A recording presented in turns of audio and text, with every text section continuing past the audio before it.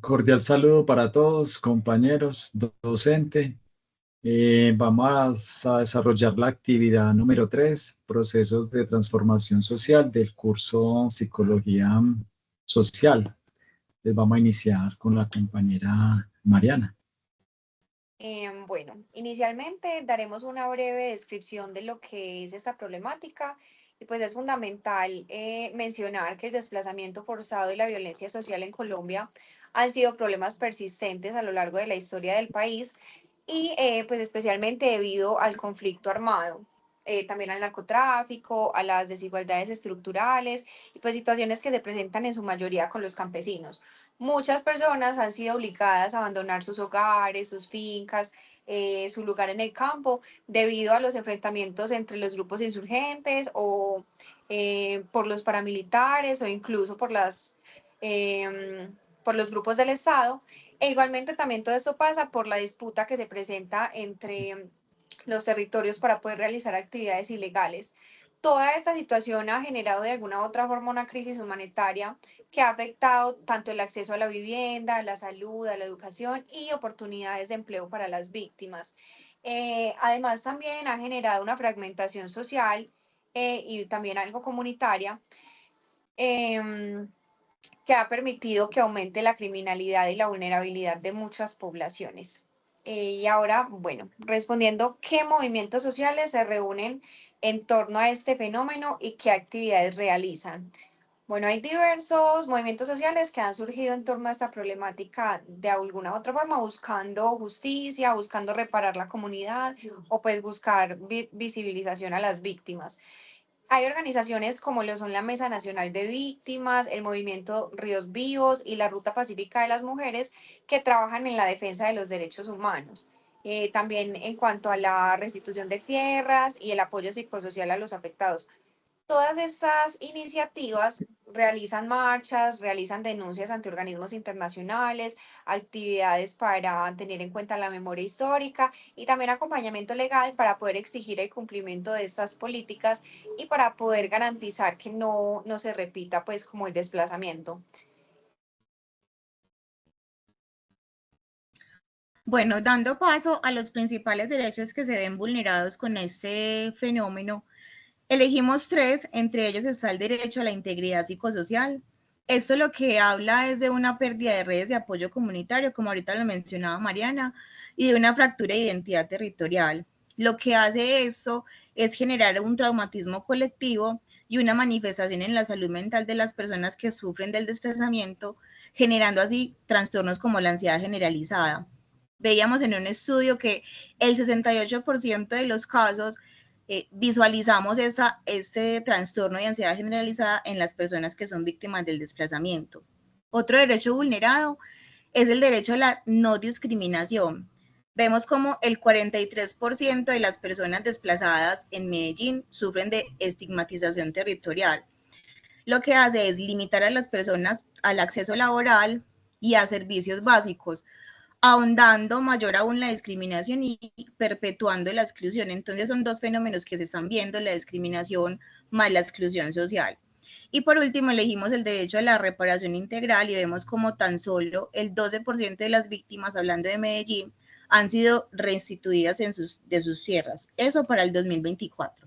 Nosotros elegimos como territorio para ahondar en el tema a Medellín porque es una de las ciudades principales de Colombia. Entonces vemos como en el siguiente slide, Nati me ayuda pasando, porfa.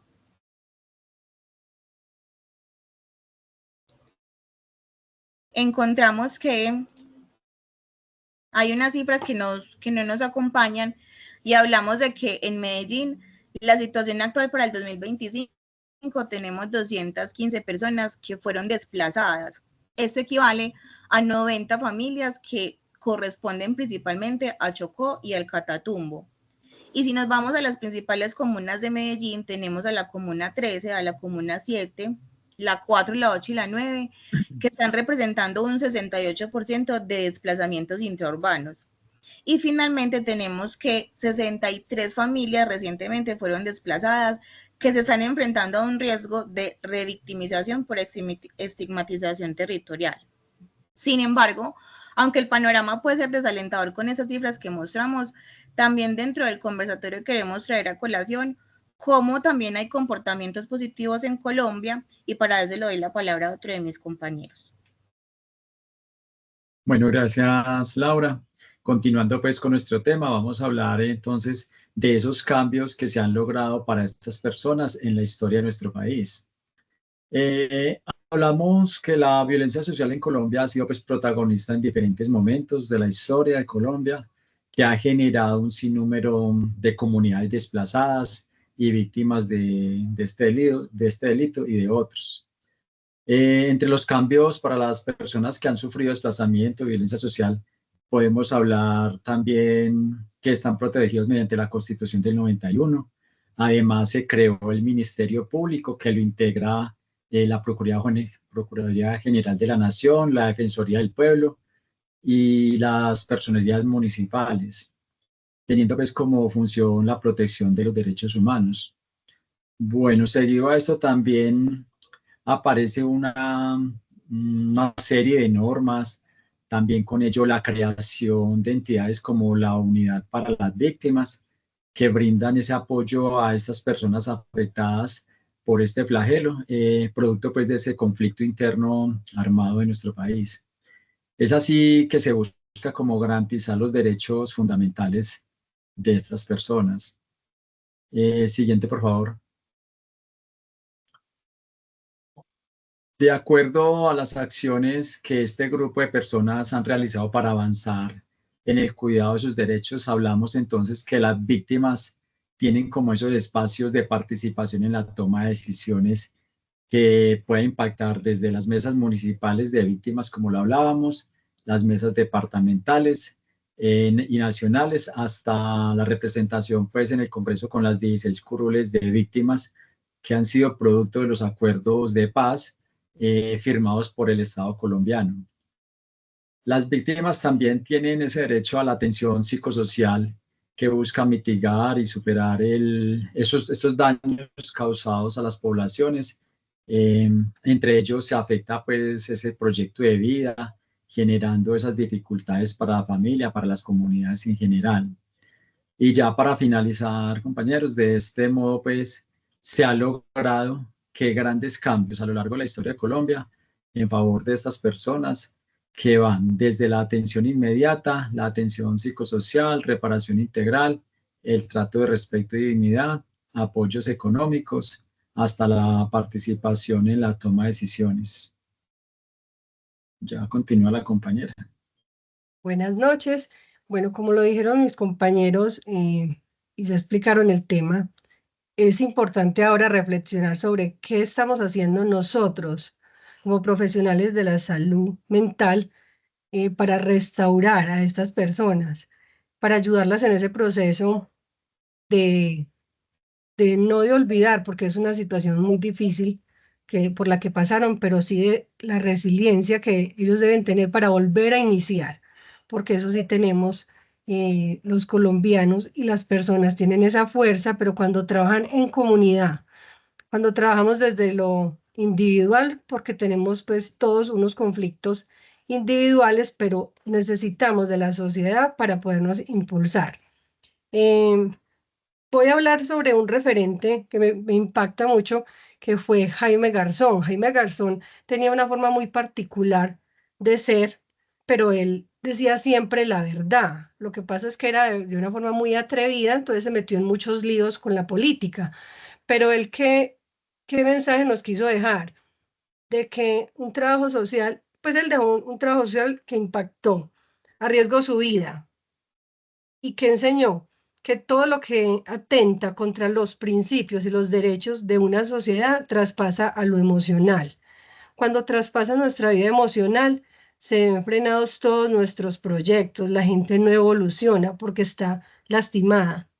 Y hay que entrar a esa parte de la reparación que hablábamos ahora. La vulneración de los derechos humanos hace que perdamos nuestra identidad. Y hay unos daticos que pude recuperar,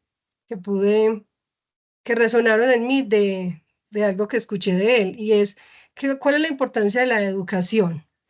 Bueno, educarnos nos permite dejar la mediocridad. Es necesario que dejemos de ser mediocres, que nos capacitemos, porque esto nos va a permitir que tener mejor criterio para respaldar las cosas que nos van pasando en el día a día, mejores posibilidades, nos permite crear conciencia. La conciencia social es lo que más nos hace falta para poder solucionar los conflictos, respetar las diferencias. Las diferencias nos deben antes impulsar a ser personas más diversas, más proactivas, más prácticas en la vida, nos ayuda a solucionar.